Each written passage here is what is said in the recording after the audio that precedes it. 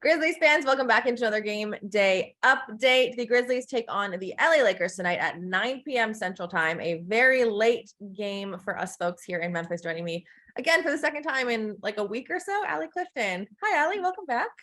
Hello. Thanks for having me again. Can I tell you, please? Your text came yesterday, but before that, I was like, I wonder if Kelcey knows that we play each other tomorrow. Is she going to call me? She's going to text me? So cute. I honestly try not to bug you too early in the morning. I'm like, thank you. Yeah. I wake up at 7 a.m. My family know that. Yeah. I'll send the message. Oh, because they're Eastern too, aren't they? They're even further. Yeah. Well, all right. The game tips off at 9, like I said. It looks a lot different from last time we played you guys, even though it was only a couple days ago. For the Grizzlies, there is no Jake, no Steven still.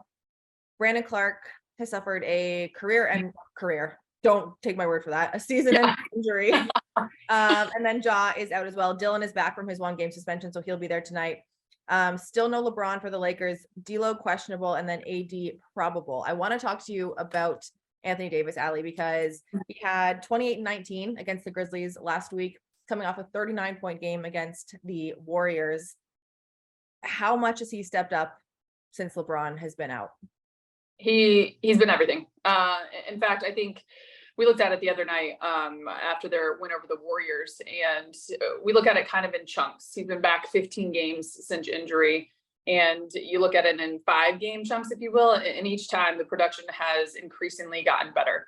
I think it's the one thing we know about Anthony Davis is he's a rhythm guy, and the more and more he's out there, as he remains healthy, his production goes up, and that's efficiency, that's just impact, that's both ends of the floor.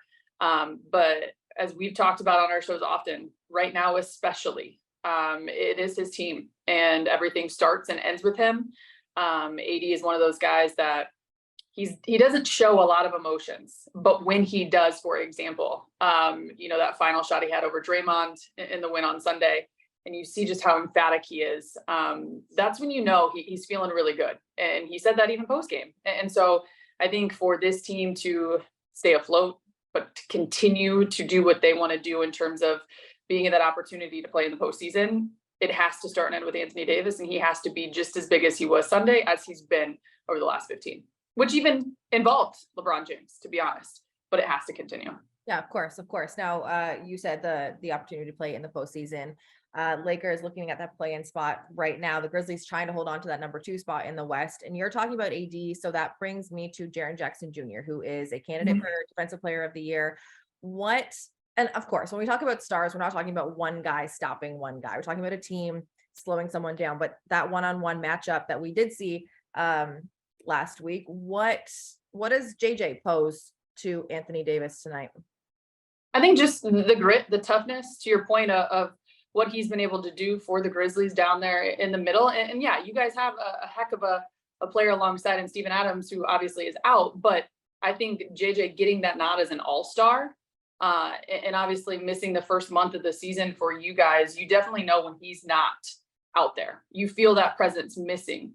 But I think for Anthony Davis, when you go matchup to matchup, AD rises to the occasion when it comes to those big matchups. And so I think that competitiveness within one another, kind of looking across the way and being like, you're going to bring out the best in me and vice versa. That's a good thing for Anthony Davis on our side. But it's also something where you have to pay attention to Jaren Jackson Jr. if you're the Lakers in this matchup, and just his ability to dictate outcomes with his play, with his intensity, with his motion around the basket, not only offensively, but also defensively, to your point of being a candidate for that nod, something that Anthony Davis takes a lot of pride in himself.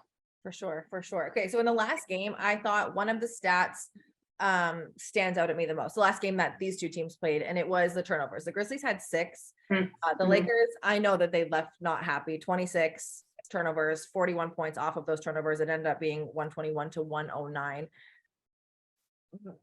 How do they adjust to that today? Because that didn't seem like the Lakers' norm. Well, I think first and foremost with the Grizzlies, without Ja Morant, he certainly changes so much for the Grizzlies, right? I will say from that standpoint alone, and just his production in that third quarter alone, we talked about it for several games. We still use it as an example. But you can't let your guard down if you're the Lakers. I think if you look back over the course of this season alone, I think with any team, but certainly with the Lakers, lower turnovers gives you a better chance at success, right? And you look at the 26 against the Grizz, a team that will get up and down, wants to play fast, will turn you over.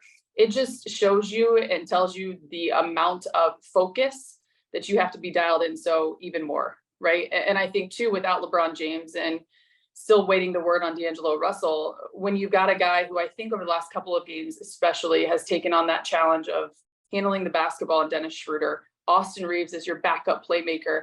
It puts more of an emphasis on them taking care of the basketball, their decision making. I think in that Grizzlies game, they sat on it a little bit too much, thought a little too much. And so valuing that, I think it's certainly something that's going to be at the top of their scouting report. But it should be, because their success rate is so much higher, and they've shown that they can do it and certainly are capable of not allowing their opponents to have that much more opportunity because they're being careless with the basketball. I'm going to do one fill in the blank to end this one. Okay. And I can speak from the Grizzly side as well, but I want you to fill this blank in. If the Lakers do blank well, it gives them the best chance to win the game tonight. I'll go with that. Take care of the basketball. Easy. I think there's a few things, but I think it starts there. Obviously we know what the mentality has to be defensively. But I'm going to say take care of the basketball in this one. And I think that goes for every single game they play, 17 more from here on out. They have to value the basketball. They have to attain the opportunity offensively to put themselves in a chance to win the game. You can't have, to your point, 41 points given up. That's 26 less opportunities that you gave yourself specific to this matchup a week and a half ago. And when your margin for error is that much smaller because you don't have your primary ball handlers in LeBron James and D'Angelo Russell, hoping that he does return, but if not, you have to make sure you take care of the basketball. Yeah, that's a good one. For the Grizzlies, I'm simply going to go rebounding because we saw how much the lack of rebounding was apparent without Steven Adams in the last game against the Clippers. Very last, it is Pau Gasol's jersey retirement night, and I think that's so special for both of these teams. It's so cool that they're able to schedule it when the Grizzlies are in town. So I just want to say enjoy that, and that's going to be so cool. I bet you Mark comes to town. Have you seen him?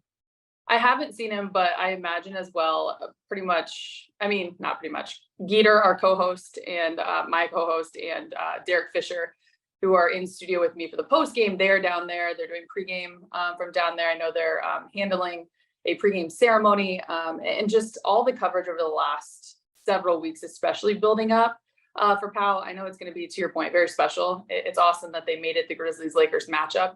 Have not seen Mark just yet, but I imagine he will be here.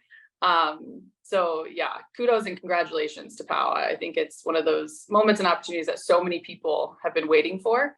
And I'm sure it'll be special downtown tonight. Yes.